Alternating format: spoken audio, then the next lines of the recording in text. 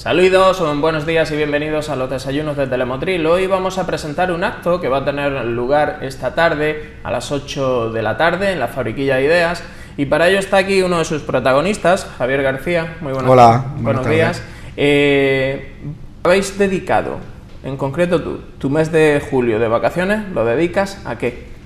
Pues concretamente el mes de vacaciones fuimos a Grecia, a un campo de refugiados, a conocer directamente pues, la experiencia y cómo tratamos la Unión Europea a la gente que viene desde Siria. Y estuvimos un mes y medio allí en Filipiada, conociendo un poco a detalle cómo actúan las ONG y el trato que se les da desde los gobiernos y sobre todo el trato que tienen desde los militares hacia los refugiados, ¿no? Cómo comen a diario y la falta de muchos recursos que tienen, ¿no? Y la imposibilidad de salir adelante e intentar buscarse la vida. Entonces, de momento, esta tarde tenemos hecho un pequeño documental en el que explicamos un poco la experiencia general de nuestras vivencias y sobre todo viene también un chico sirio, se llama Wasim, que nos va a explicar también un poco la situación actual en Siria, de cómo está el tema de los combates y de las pequeñas posibilidades que tienen la gente siria para salir del país. Entonces, en concreto, queremos contar también de alguna forma cuáles son las pequeñas soluciones y de qué forma podemos ayudar de una forma eficiente, ¿no? Y dónde están las pequeñas trabas que nos ponen tanto las ONG, ¿no? Porque es un tema aparte para charlar sobre él, y los ejércitos y sobre todo el gobierno y la troika, ¿no? que es la que lo tiene todo frenado. Antes de iros a Grecia, ¿os habíais hecho una idea, habíais informado de lo que había? ¿Os encontrasteis algo mejor o peor de lo que pensabais que ibais a encontrar?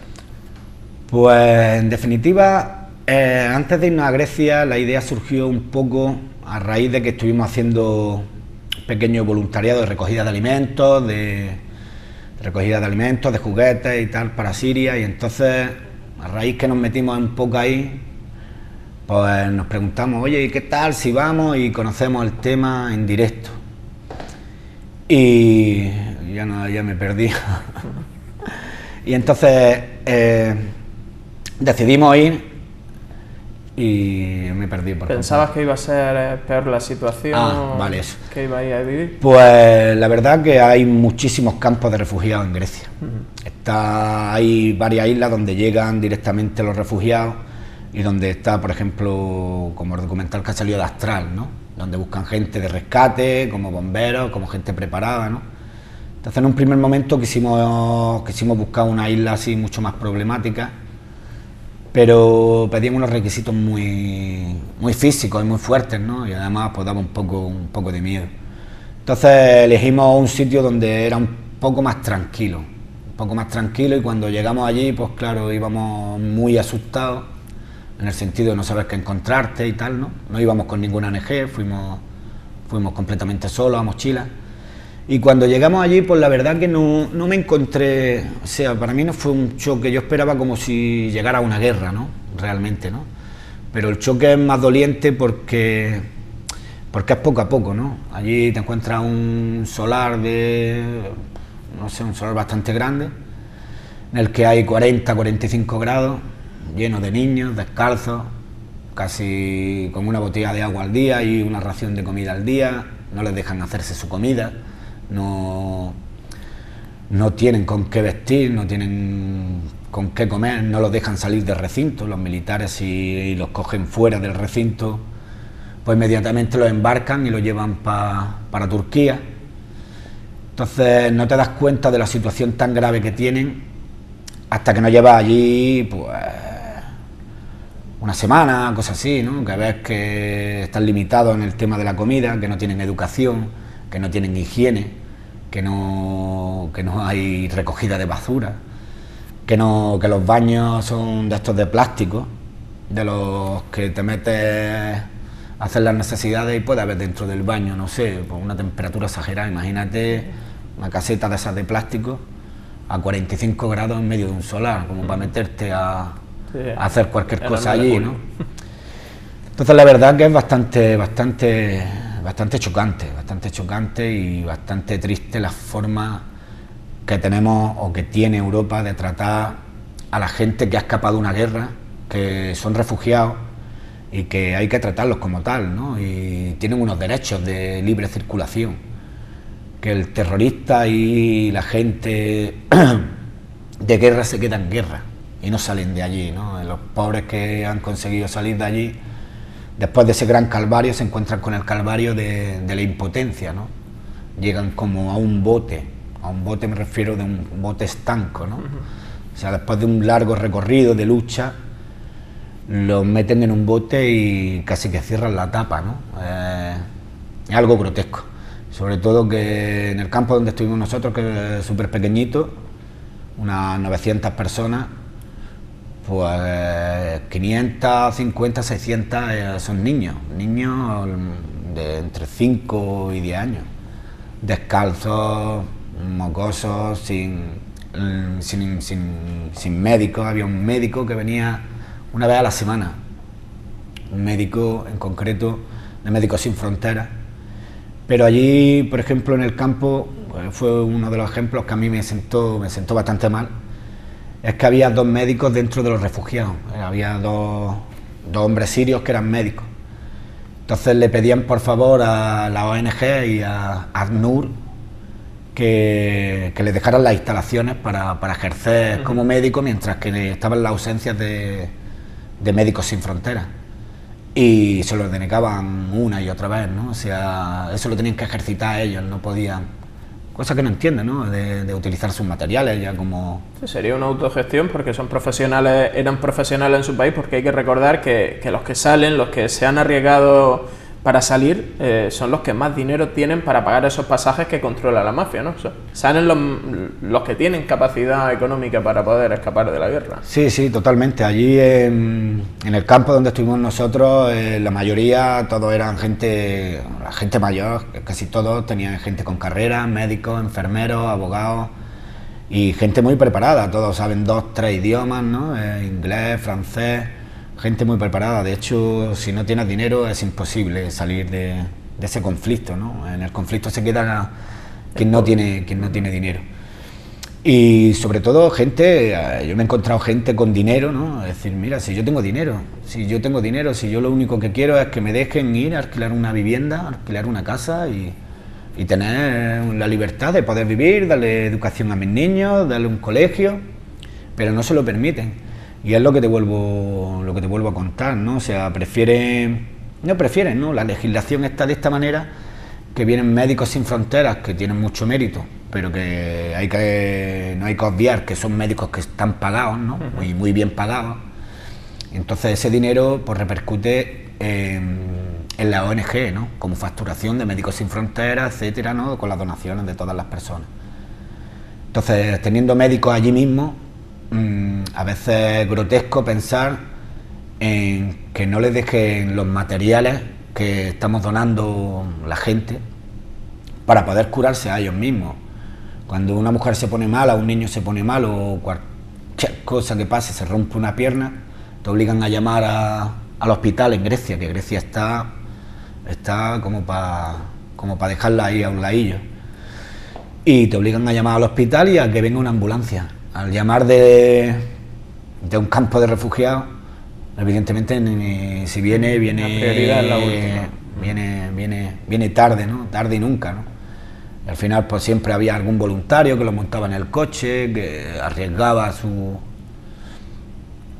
propia vida, ¿no? Porque a veces pues se te puede morir una persona en el coche, ¿no? Mujer en parto o cualquier otra historia.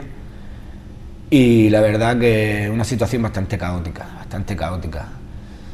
Pues intentan reclutar gente, albañiles, por ejemplo. Intentaron reclutar a ciertos albañiles para hacer una pequeña construcción. Y la gente con la que estuvimos hablando, pues intentaba reclutar albañiles de fuera, ¿no? A traerlos pagando, albañiles de fuera y tal, cobrando un pastón, ¿no? A través de la ONG, ¿no? Con todo esto con la justificación.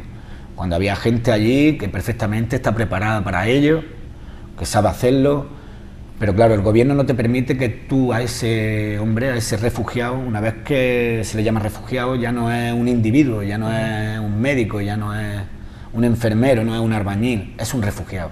Un refugiado no puede trabajar, y ese es el impedimento que le tienen, ¿no? Entonces como que se autoalimentan los unos a otros.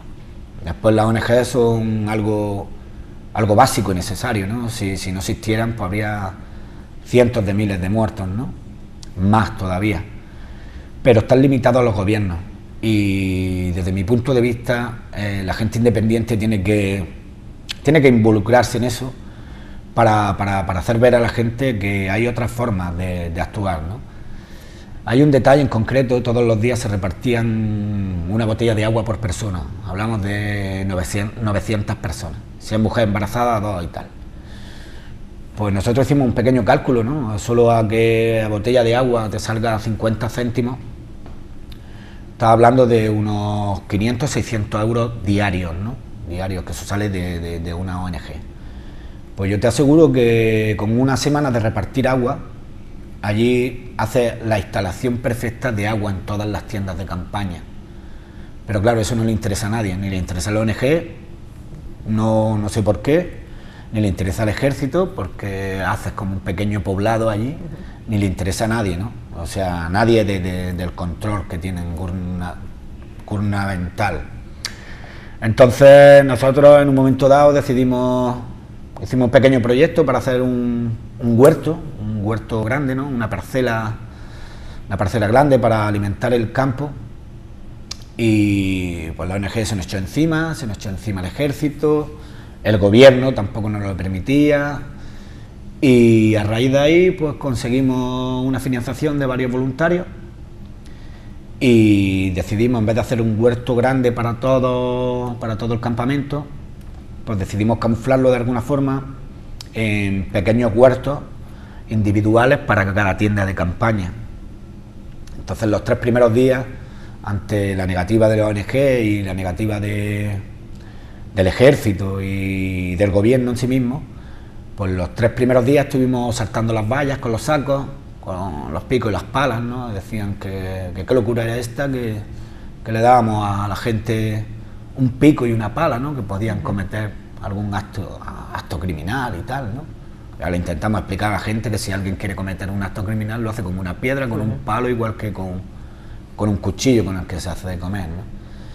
Y como te comentaba, pues nos pegamos 3 días más o menos saltando las vallas con los sacos, metiéndolo por debajo de las vallas, hasta que conseguimos hacer como 10 o 12 pequeños huertecitos, que ya los pusimos tomates, los decoramos y tal. Y ya pues la ONG pues no le quedó ni más remedio que habilitarnos y dejarnos el proyecto, y al final lo terminamos, ¿no?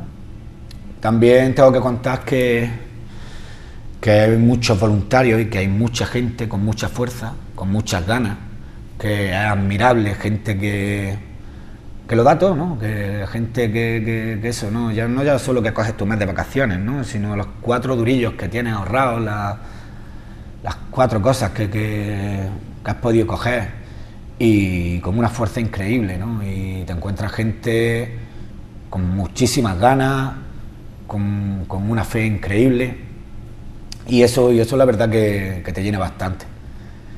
Y después, en concreto, con la situación que tienen ellos, la situación de estancia, ¿no? Del lugar donde están, la verdad que si fuéramos capaces de tocarlo un momento, de verlo, ¿no?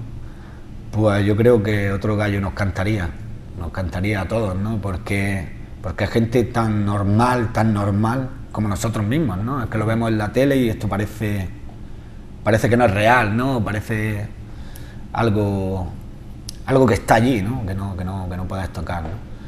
Pero una vez que te metes allí y ves que hay gente tan noble, niños, pero niños pequeñísimos, con una vida enorme, ¿no? Y sin futuro ninguno, o sea, no les dejan, no tienen escolarización, están obligados a tener una comida diaria, la que te da el ejército. Si se hacen de cocinar porque no los dejan, por el tema del fuego y tal, están mal vistos, están mal buscados, ¿no? Entonces, realmente el problema, desde mi punto de vista, que tiene Europa, es que cuando esos pequeños sean adultos, si dejamos que esta formación siga, estamos haciendo un verdadero caldo de cultivo de odio. O sea, a mí no me puede quedar otra idea que odiar a Occidente si no me han dejado salir de esta situación. O sea, además, gente con dinero, gente con forma, con proyectos, y lo único que debemos de dejarlo, no y aparte de que los ayuden o no lo ayuden, es la libre circulación por Europa, que es legal, o sea, que son refugiados, que no son gente que viene emigrante económico, ¿no? Que también tiene otra charla aparte, ¿no? Pero son refugiados legales que huyen de una guerra, tienen unos derechos notables y no se lo estamos dando.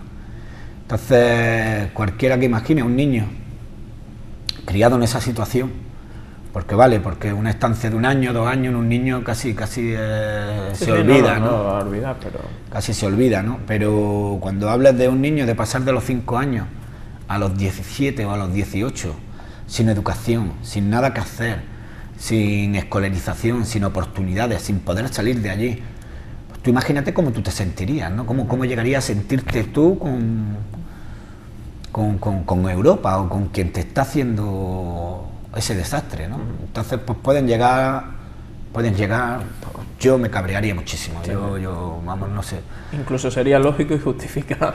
Totalmente. Pues totalmente. Javier, no hay tiempo para más, ya nos hemos pasado. Muchísimas gracias por haber venido a contar su experiencia. Quien se haya quedado con ganas, ya sabe, esta tarde a las 8 en la Fabriquilla de Ideas contáis vuestra experiencia, contáis con esa aportación de Wasit y además con el documental. Muchísimas gracias. Gracias a vosotros. Y a ustedes les emplazamos al programa del lunes, donde volveremos aquí a los desayunos de Telemotril, como siempre, a las 9:30 de la mañana.